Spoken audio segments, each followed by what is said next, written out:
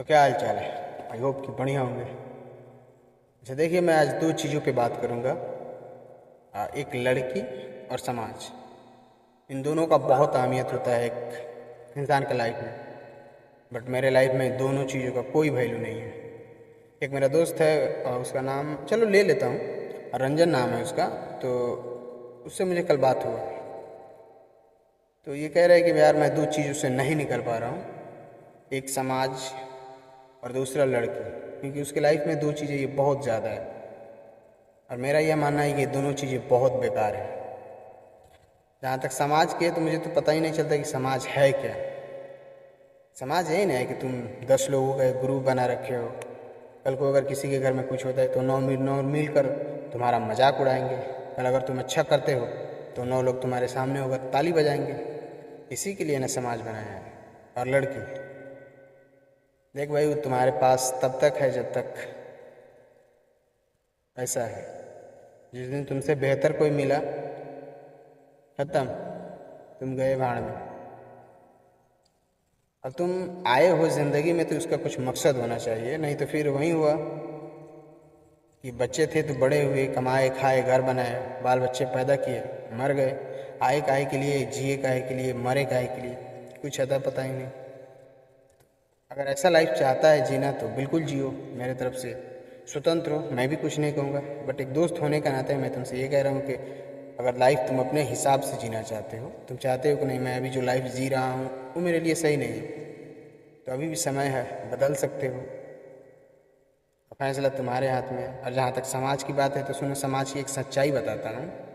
आज तुम जिंदा हो तो तुम्हारी निंदा हो रही है।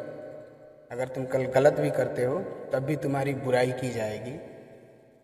अगर मर भी गए ना, किसी को कोई फ़र्क नहीं पड़ेगा दोस्त। 2 4 5 दिन घर वाले भी रोएंगे, उसके बाद वो भी अपने काम में लग जाएंगे। और जहाँ तक तुम जिस समाज की बात करते हो, जिसके लिए मरते हो, उसकी सच्चाई ये है कि वो शमशान तक जाएंगे भी ना तो वहाँ भी उनको जल्दी रहेगी इस बात की कि जल्दी करो यार, अभी और भी काम करना है।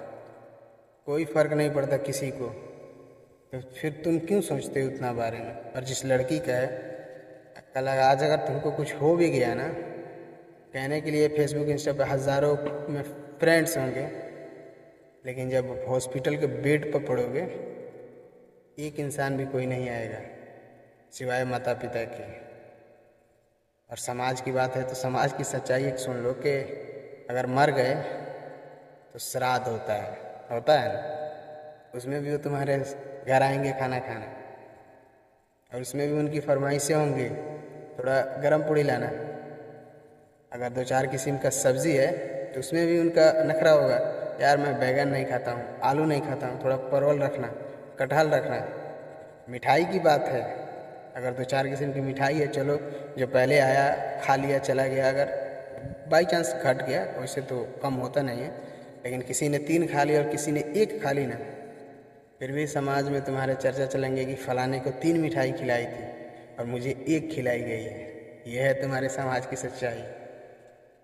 तो अभी भी समय है, देख लो, समाज चाहिए या फिर अपना जीवन अपने हिसाब से जियो। और ओशो ने एक बात कही थी कि दुनिया का सबसे बड़ा रोग क्या कहेंगे लोग। तो मरेंगे तब भी आपकी निंदा है, और जिंदा है तब भी आपकी टांग खींची जा रही है।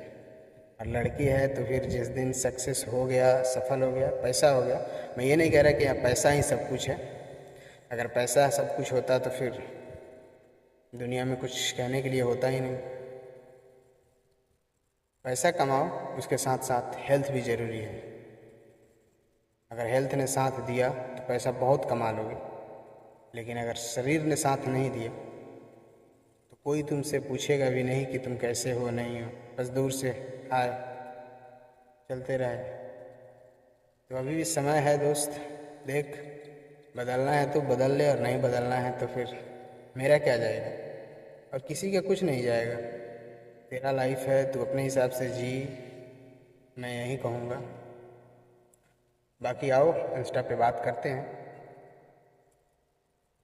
और ये मेरे दोस्त के लिए नहीं है, बाकी आप सबके लिए है जो इन दो चीज़ों में पड़े हैं, समाज और लड़की। तो प्लीज़ इन सब चीज़ों से बाहर निकलिए और आप अपनी लाइफ अपने हिसाब से जिए, क्योंकि अपना लाइफ अपना खुद का मालिक बनिए।